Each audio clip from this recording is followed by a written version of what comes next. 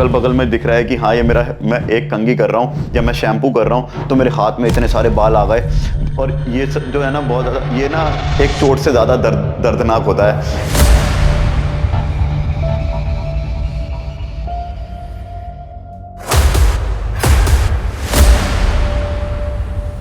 तो कोई कुछ बता रहा है, कोई कुछ बता रहा है, कोई कुछ बता रहा है कि ऐसे तेल लगाओ, इधर कोई किस चीज़ की ऑयल लगाओ, इधर जोंक का तेल लगाओ, कोई कह रहा है जमाल गोटे से करो, कुछ भी करो मतलब। लेकिन मुझे उससे रिजल्ट पता लग रहा था कि कुछ हो ही नहीं रहा है। जहाँ से बाल उड़ गए ना, जहाँ से क्लीन हो गया, वहाँ से किसी का बाप भी नहीं ला सकता बाल। मेरा नाम कृष्णा अग्रवाल है, मेरी एज 30 है और आज मेरा QST से हेयर ट्रांसप्लांट है। हेयर फॉल की प्रॉब्लम मेरे को 20 की एज में स्टार्ट हुई थी और उस टाइम मेरी डेंसिटी भी बहुत अच्छी थी, मेरे बहुत घने बाल थे और सब कुछ अच्छा था। लेकिन धीरे धीरे वो कम होने लगे और अंदर से मतलब इधर से पहले मैं पफ अच्छा बनाता था, सब कुछ अच्छा करता था, लेकिन धीरे धीरे ये बैठना शुरू हो गए। और ये जो वी शेप है, ये पहले थोड़ी सी नीचे थी, स्टार्टिंग से ही मेरे पास वी शेप है, बट स्टिल मगर अब वो धीरे धीरे पीछे की तरफ जाने लगी और मेरी जो हैवीनेस थी वो कम होने की वजह से ये बहुत ज़्यादा नज़र आने लगा और भी ज़्यादा। क्योंकि पहले हैवी थे तो थोड़ा सा मैं कवर कर लेता था, उतना पता नहीं लगता था, लेकिन धीरे धीरे ये चेंज होता गया, ये हल्के होते रहे और अब जाकर ये स्टेज आ गई कि मेरे को प्रॉपर वी शेप नज़र आ रही है। अंदर की साइड भी कहीं कहीं पे ऐसी जगह भी है जहाँ पर कम है बाल, ढकने से नहीं पता लगता है लेकिन फील होता है मुझे कि हाँ कि ये कम है। तो उस चीज़ से मैंने बहुत चीज़ें सर्च करी। यहाँ पर एक्सपीरियंस डॉक्टर मैंने जो सुना, जो वीडियोस में देखा, उसके बिहाफ पे मैं यहाँ पर आया और अब मैं देखने आया हूँ। बाकी स्टाफ मुझे बहुत अच्छा लग रहा है, यहाँ पर सब बहुत अच्छे से बात करते हैं, सब कुछ अच्छा है। अब ट्रीटमेंट होगा, उसके बाद और पता लगेगा कि कैसे है क्या है, वो डॉक्टर बताएंगे अपने आप। बाकी सब अच्छा है, अभी तक तो सब अच्छा चल रहा है। मैं जैसे कि मेरा आयुर्वेदिक हर्ब्स का बिजनेस है और हम हर तरीके से जो है ना, मैंने बहुत चीज़ों का सोचा। उसमें मैंने घर में अपने तेल भी बनाए, अपना कुछ खाने पीने की आइटम्स भी बनाए, जिससे कि मेरा हर्ब्स का काम है तो मेरे पास वैद्य और ये जो है ना बहुत सारे कनेक्शन हैं इनके। तो कोई कुछ बता रहा है, कोई कुछ बता रहा है, कोई कुछ बता रहा है कि ऐसे तेल लगाओ, इधर कोई किस चीज़ की ऑयल लगाओ, इधर जोंक का तेल लगाओ, कोई कह रहा है जमाल गोटे से करो, कुछ भी करो, मतलब कि आपका किसी भी तरीके से हो सकता है। और मैंने कुछ ट्राई भी करा, नॉट मतलब मैंने फ्लुएंटली मतलब करा, सब कुछ रेगुलरली करा, लेकिन मुझे उससे रिजल्ट पता लग रहा था कि कुछ हो ही नहीं रहा है। फिर मैंने ऑयलिंग करनी स्टार्ट करी और ऑयलिंग करी ना तो और ज़्यादा मुझे ऐसा लगा कि मेरा हेयर फॉल और ज़्यादा हो रहा है। कुल मिला के मैंने जब हर चीज़ से हार गया ना, तो 10 साल बाद आज मैंने सोचा है कि अब मुझे हेयर ट्रांसप्लांट करा लेना चाहिए, क्योंकि एज ऐसी है, क्योंकि इसको ग्रो करने में भी 1 साल के करीब लगेगा दोबारा डेंसिटी आने में। और यही एक एज है जिसमें हम सही कर सकते हैं, इसको सही से उगा सकते हैं। इससे छोटी एज होगी तो आई थिंक, मेरे को इतनी समझ नहीं है, लेकिन इससे छोटी एज वो इतनी जल्दी बाल झड़ते भी नहीं है और थोड़ा सा देखना चाहिए कि एक एज आनी चाहिए कि जिसमें आप करें। और इससे ज़्यादा एज में बीपी, शुगर, ये सब प्रॉब्लम्स हो जाती हैं, जिसके चक्कर में हेयर ट्रांसप्लांट में इश्यूज आ सकते हैं। बाकी मैंने जितनी भी चीज़ें ट्राई कर ली हैं, जहाँ से बाल उड़ गए ना, जहाँ से क्लीन हो गया, वहाँ से किसी का बाप भी नहीं ला सकता बाल। उसके लिए आपको रूट्स लगाने ही पड़ेंगे, तभी वहाँ से उग पाएंगे। कोई कितना मर्जी कहता रहे कि ये लगा लो, वो लगा लो, कहीं से नहीं उगेंगे। आप उसकी डेंसिटी बढ़ा सकते हैं कुछ लगाकर, मेडिसिन खाकर, उनका हैवीनेस कर सकते हैं उनको, लेकिन जहाँ से क्लीन हो गया वहाँ से ट्रांसप्लांट ही करना पड़ेगा, जो मेरा मानना है। बाकी हर कोई अपने आप में समझदार है, हो भी सकता है कि उगते हों, लेकिन मैंने जो ट्राई करा उसमें मेरे को कोई भी पॉजिटिव रिजल्ट नहीं मिला, इसलिए मैंने अब सोचा कि ट्रांसप्लांट कराना चाहिए। उसके बाद मैंने फिर दिल्ली में बहुत जगह सर्च करा, कुछ इनसे कॉस्टली भी था, कुछ इनसे नीचे में भी थे, लेकिन सब सही भी थे अपनी तरफ से, लेकिन मैं सेटिस्फाई नहीं हो पा रहा था। तो फिर मैंने समझा, सब कुछ देखा और मुझे जो है ना ये लगा कि हाँ QST जो है ना कुछ इन सब से अलग है, इन सब से अलग है। और इसलिए मैंने अब देखा कि अब मैं आया हूँ हरिद्वार, अब देखो आगे जाके क्या पता लगता है, कैसे कैसे जितने भी इनके रिव्यूज़ देखे हैं, जितने भी इनकी पेशेंट्स पहले के देखे हैं, सबके अच्छे देखे हैं, किसी का कोई नेगेटिव नहीं देखा है। बाकी अब आगे पता लगेगा कि कैसे क्या होगा। अभी तक का सब कुछ ठीक है। हरिद्वार से मेरा अलग कनेक्शन है, हरिद्वार मुझे बहुत अच्छा लगता है। हरिद्वार के ये जो गंगा रिवर है, हॉली रिवर है, ये बहुत अच्छी लगती है मुझे। इसका जो पानी है, मीठा पानी है, इतना अच्छा लगता है, इधर स्नान करके मुझे बहुत अच्छा लगता है।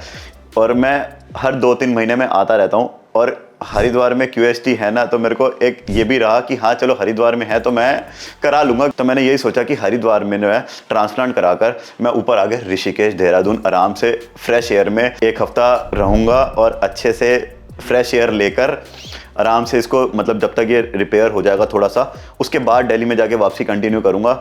1 हफ्ता जो है ये टाइम हरिद्वार में और ऋषिकेश में और देहरादून साइड जाऊँगा, जहाँ पे AQI बहुत नीचे है। इसलिए मैंने सोचा कि हरिद्वार में कराना चाहिए ट्रांसप्लांट, और हरिद्वार से आप वेकेशन पे आओ, घूमो फिरो, ट्रांसप्लांट कराओ, और उसके बाद आप ऋषिकेश, देहरादून, मसूरी आराम से अपना रिलैक्स होके योगा करके अपनी बॉडी को स्टेबल करो, और उसके बाद अपना ट्रांसप्लांट को अच्छे से एंजॉय करो और हील करो, सब कुछ करो। अभी आगे जाके पता लगेगा कि क्या होता है आगे। अभी तक का सब कुछ अच्छा है, और मैं यही चाह रहा था कि अगर कहीं से भी मुझे कोई इशू लगेगा ना, तो मैं नहीं कराऊंगा ट्रांसप्लांट यहाँ पर आके। लेकिन मैं इनके क्लिनिक में आया, QST पे आया, सारा स्टाफ बहुत अच्छा है, सारे डॉक्टर्स बहुत अच्छे हैं। और जो OT में जाऊंगा उसका अभी तक मैंने नहीं सर्च करा, वो अभी जाकर और पता लग जाएगा क्या है। बाकी रिव्यूज़ जो देखे हैं वो सब अच्छे हैं अब तक के, वहाँ जाकर और पता लगेगा कि कैसे हैं लोग, सब कुछ है। बाकी भगवान देखेगा कि क्या करना है आगे। अगर जो यंग एज के अंदर, एक तो ये हेरिडेटरी प्रॉब्लम भी होती है इसमें, ठीक है। इस एज में जब बाल जाते हैं ना, सबसे पहले जो आपका कॉन्फिडेंस है ना वो बहुत ज़्यादा लॉस होता है। उससे आप जो है ना, मतलब आप कहीं पर भी आप जाओगे ना, तो आपके अंदर कॉन्फिडेंस ही नहीं आएगा कि आप सही हो। मतलब हर तरीके, मतलब आपको जो है ना, चाहे आप वो देख आपकी आंखों की तरफ रहा है, लेकिन आपको ऐसा लग रहा होगा कि वो आपके ना हेड पे देख रहा है। तो ये सब चीज़ें ना बहुत ज़्यादा फेस करनी पड़ी कि हाँ, ऐसा लगा मुझे कि ये लोग जो है ना मेरे हेड पे देख रहे हैं, या मेरे को जो है ना हेयर फॉल जब हो रहा है तो मेरे को अगल बगल में दिख रहा है कि हाँ ये मेरा, मैं एक कंघी कर रहा हूँ या मैं शैम्पू कर रहा हूँ तो मेरे हाथ में इतने सारे बाल आ गए। और ये सब जो है ना बहुत ज़्यादा, ये ना एक चोट से ज़्यादा दर्दनाक होता है कि ये बाल टूटना। और क्योंकि ये फेस है, फेस के ऊपर का जो है ना बाल ही एक ऐसी चीज़ है जो आपके ना लुक्स को ना बताती है, दिखाती है कि आपके फेस का लुक, और ये सब जो है ये सिर्फ बाल ही करता है। तो इसलिए मैंने देखा कि एक बाल होना जो है ना फेस के ऊपर बहुत अच्छी चीज़ है। और जब तक टूटते रहे ना तब तक दुख होता रहा कि अब टूटेंगे, अब टूटेंगे, अब टूटेंगे, लेकिन अब टूट रहे हैं, लेकिन इतने ज़्यादा टूट गए कि अब मेरे को सोचा मैंने कि अब हेयर ट्रांसप्लांट कराने चाहिए। सारे होम रेमेडीज़ कर ली, सब कुछ कर लिया, सब कुछ वो हो गया। और इतना ज़्यादा, मतलब कहीं पे खड़े हो रहे हैं, कहीं पे जा रहे हैं, तो उसमें भी यही प्रॉब्लम लग रही है कि यार हेयर्स ना उतने अच्छे नहीं हैं। मतलब और लोग हैं ना वो बहुत ज़्यादा, मतलब मेरे से बहुत ज़्यादा अच्छे दिख रहे हैं, उनकी डेंसिटी बहुत अच्छी है, सब कुछ अच्छा है। ये कोई बंदा किसी से शेयर नहीं करता है, बस देखता है कि हाँ उसके बाल बहुत अच्छे हैं, उसके बाद बहुत अच्छे हैं, हमारे बाल बहुत। और जिस बंदे के झड़ रहे होते हैं ना, उसको पता होता है कि हाँ कितना बुरा हाल चल रहा है हमारा बालों का। तो मैंने जो देखा, बाल टूट रहे हैं, सब कुछ हो रहा है, बहुत प्रॉब्लम हो रही है, उठ रहे हैं तो सराहने पे देख रहे हैं, पीछे की इतने सारे बाल हैं। कुल मिला के जो है ना मेरे को बिल्कुल अच्छा नहीं लग रहा था बाल टूट रहे हैं, क्योंकि लुक्स वगैरह बहुत ज़्यादा चेंज हो जाती हैं, कॉन्फिडेंस लेवल बहुत ज़्यादा लो हो जाता है। मैं सही है, अब मेरे को हेयर ट्रांसप्लांट करा के पता लगेगा कि अब आगे क्या होता है, डेंसिटी कैसी आती है।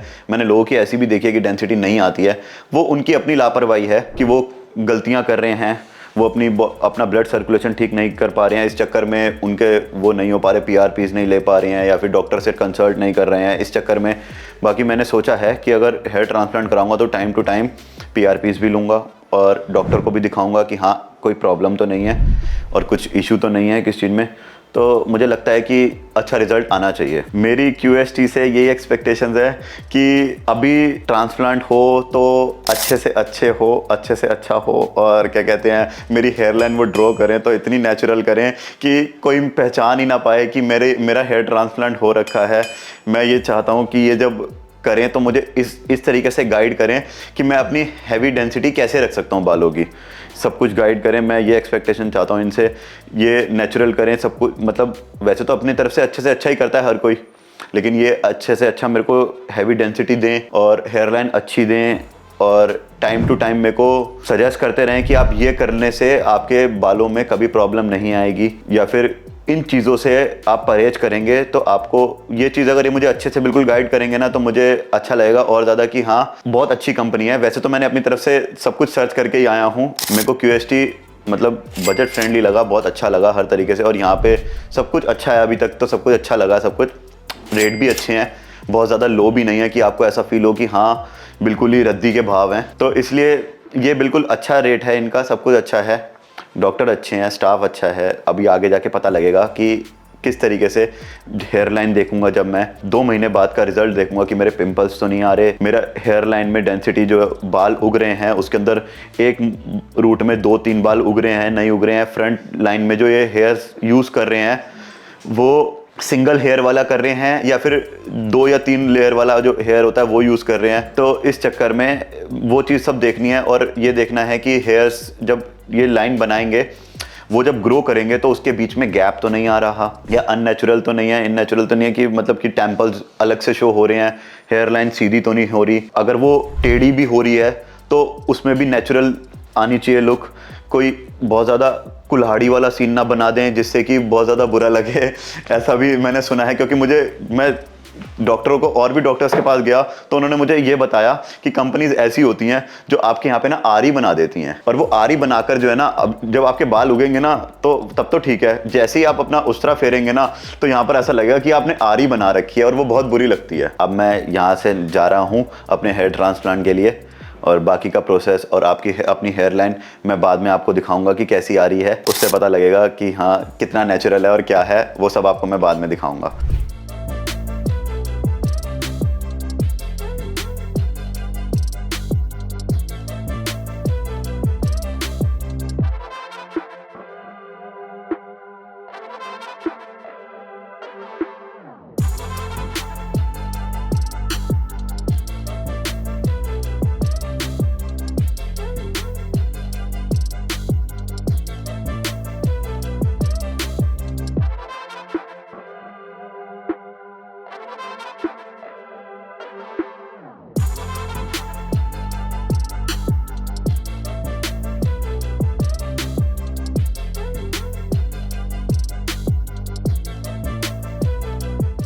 हेलो, मेरा नाम कृष्णा है और मेरा ट्रांसप्लांट हो चुका है जैसा कि आप देख रहे हैं। फ़िलहाल क्या कहते हैं, मेरा परसों स्लीटिंग हुई थी जिसके अंदर वो होल करते हैं और सारा सिस्टम करते हैं। उसके बाद अब कल मेरी सर्जरी स्टार्ट हुई थी और अच्छा हुआ सब कुछ, मतलब काफ़ी देर चली, काफ़ी अच्छे उन्होंने मेरे को बीच में गैप भी दिया, रेस्ट भी दिया, कुल मिला के सब अच्छा था। और अब जिस तरीके से आप देख रहे हैं सारा मेरे टेम्पल्स भी बने और मेरा फ्रंटल लाइन बढ़िया बनाई उन्होंने, हल्का सा जिगजैग भी दिया जिसमें मेरे को बहुत अच्छा लग रहा है दिखने में। फ़िलहाल थोड़ा सा स्वेलिंग है, वो टाइम के साथ साथ डॉक्टर ने मुझे बताया कि कम हो जाएगा, सही हो जाएगा, बिल्कुल परफेक्ट हो जाएगा। मेरा एक्सपीरियंस काफ़ी अच्छा रहा।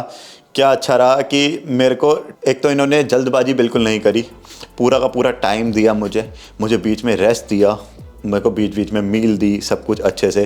QST की एक बात बहुत अच्छी लगी मुझे कि उन्होंने मुझे जो है ना हर 15 मिनट में 20 मिनट में कि सर आप ठीक हैं, सर आपको कोई प्रॉब्लम तो नहीं हो रही, सर आपको किसी चीज़ की कोई ज़रूरत तो नहीं है, वॉशरूम जाना है उसके लिए बाकायदा रुक कर, जहाँ पे एनेस्थीसिया की ज़रूरत थी बीच बीच में बाकायदा जिस डिपार्टमेंट का जो डॉक्टर था वो आकर सब कुछ हर तरीके से मेरे को सेट कर रहा था वहाँ पर। कोई ऐसा नहीं कि कोई भी धक्का पेली हो रही है कि कोई भी कुछ भी कहीं पे भी लगा रहा है ना। तो ड्रेसिंग के लिए, मतलब जो एनेस्थीसिया के लिए जो डॉक्टर मेन डॉक्टर है, जो इसी का ही मेन डॉक्टर है, वो आ रहा था। स्लीडिंग करने के लिए जो डॉक्टर था वो अलग डॉक्टर था जिसने अच्छे से अपना काम करा। उसके अलावा जो रूट्स निकालनी थी, ग्राफ्स निकालने थे, उसके लिए जो सर थे उन्होंने मेरे को प्रॉपर काम करा। उसके लिए ग्राफ्ट लगाने के लिए जो टीम थी वो अलग टीम थी, और सब ने जो है अपना काम बहुत अच्छे तरीके से करा और मेरे को पूरा टाइम देकर और मेरा ट्रांसप्लांट कंप्लीट करा। टाइम ज़रूर ज़्यादा लगा लेकिन मैं सेटिस्फाई हूँ हर तरीके से, क्योंकि इन्होंने मेरे को कहीं पे भी जल्दबाजी नहीं दिखाई। और जिस तरीके से आप मेरी हेयर लाइन देख रहे हैं बिल्कुल नेचुरल लग रही है अब तक। बाकी ग्रो करने के बाद फिर पता लगेगा कि क्या रिज़ल्ट है। अब तक मैं सेटिस्फाई हूँ हर तरीके से, जो भी मेरे को अच्छा लग रहा है अभी तक। मुझे मेरा हेयर लाइन काफ़ी अच्छा लग रहा है, जैसे नेचुरल लुक आ रही है उसके अंदर। और जो जैसा मैं सोच रहा था कि कहीं ये आरी तो नहीं बना देंगे, तो आरी जैसा ऐसा कुछ नहीं था। ठीक है, प्रॉपर नेचुरल देने की उन्होंने पूरी कोशिश करी। वही टेम्पल्स में भी सब कुछ अच्छे से करा। और जो स्लीडिंग के टाइम पे जो मेरे सर में होल करे थे और जो उन्होंने मेरे ग्राफ्स निकालने के बाद जो मेरे ग्राफ्स कंप्लीट हो गए थे, उसके बाद भी कुछ होल्स बच गए थे और डॉक्टर को लगा कि ये होल्स भी फिल होने चाहिए, तो उन्होंने दोबारा से मेरे ग्राफ्स निकाले, उनको प्रॉपर मेरे रूट डोनल एरिया से निकाल कर उनको फिल करा और मेरे को पूरा सेटिस्फाई करा कि आपको कहीं से कहीं तक दिक्कत नहीं आएगी।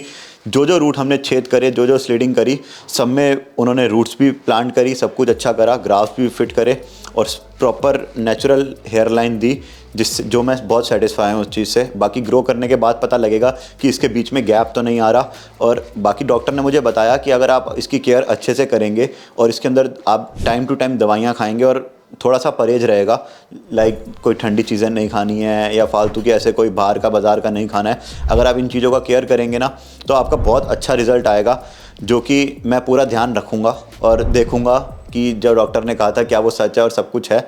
और वो 2-3 महीने बाद मैं आपको फिर दोबारा दिखाऊंगा। मेरे को दिक्कत नहीं हुई, मेरे को दिक्कत ये रही कि रात को जब मैं सोया तो मैं थोड़ा अनकंफर्टेबल हो रहा था। जैसे कि मैं जब सर पीछे की तरफ करा तो ब्लड फ्लो जो था मेरे सर के ऊपर गया, जिससे कि मेरे को हैवीनेस फील हो रहा था। ये स्वाभाविक है क्योंकि आपकी सर्जरी हुई है, आपके इतने निडल्स चुभे हैं तो उसको हील होने में थोड़ा सा टाइम लगता है। कोई बंदा सर्जरी कराएगा तो उसकी चेंज होने में, उसको थोड़ा ठीक होने में टाइम लगता है। बाकी थोड़ा सा अब जैसे सर्जरी हुई है तो आप ध्यान रखिए इन चीज़ों का कि आप लेटकर अच्छे से इसको आप हिलिए डुलिए नहीं, अपने ग्राफ्स को दबाइए नहीं, ठीक है। अपने इसके ऊपर कोई मतलब डस्ट ना लगे, जिससे कि आपको इस चीज़ का कोई इन्फेक्शन भी नहीं होगा, कुछ भी नहीं होगा। हर समय ढक के रखो। 1 हफ्ते से 10 दिन का प्रोसेस है जिसमें आपको ज़्यादा केयर करनी है। उसके बाद जब ये फर्स्ट वॉश हो जाएगा, सेकंड वॉश हो जाएगा, तो उसके बाद ये सब कुछ बिल्कुल नॉर्मल, जैसे आपने एक उस्तरा फिरवाते हो बिल्कुल वैसा लुक आ जाएगा। कुछ भी नहीं पता लगेगा कि आपका ट्रांसप्लांट भी हुआ है या नहीं हुआ है। थोड़े दिन का केयर होता है, वो तो आपको चाहे कोई भी आपकी बीमारी होगी, अगर आप किसी भी चीज़ की सर्जरी करेंगे तो उसी चीज़ में आपको ध्यान देना पड़ेगा ही। ऐसे ये भी एक सर्जरी है, कॉस्मेटिक सर्जरी है। आपकी लुक्स अच्छी कर रही है तो आपको थोड़ा सा ध्यान तो देना पड़ेगा इस चीज़ का, और ये देंगे तो आपका लुक काफ़ी अच्छा होगा भी। लुक अच्छा आएगा तो आपको खुद अपना सेटिस्फाई रहेंगे, आप और ध्यान देंगे अपने ऊपर कि अगर मैंने ये सर्जरी करा के अगर ये चीज़ से मेरी लुक अच्छी आ रही है ना, तो आप उसके लिए और प्रिपेयर रहेंगे कि हाँ मैं और अच्छा बनाने के लिए थोड़े से प्रिकॉशंस और ले लेता हूँ। और इस चक्कर में सब सही था, अभी तक तो सब सही है।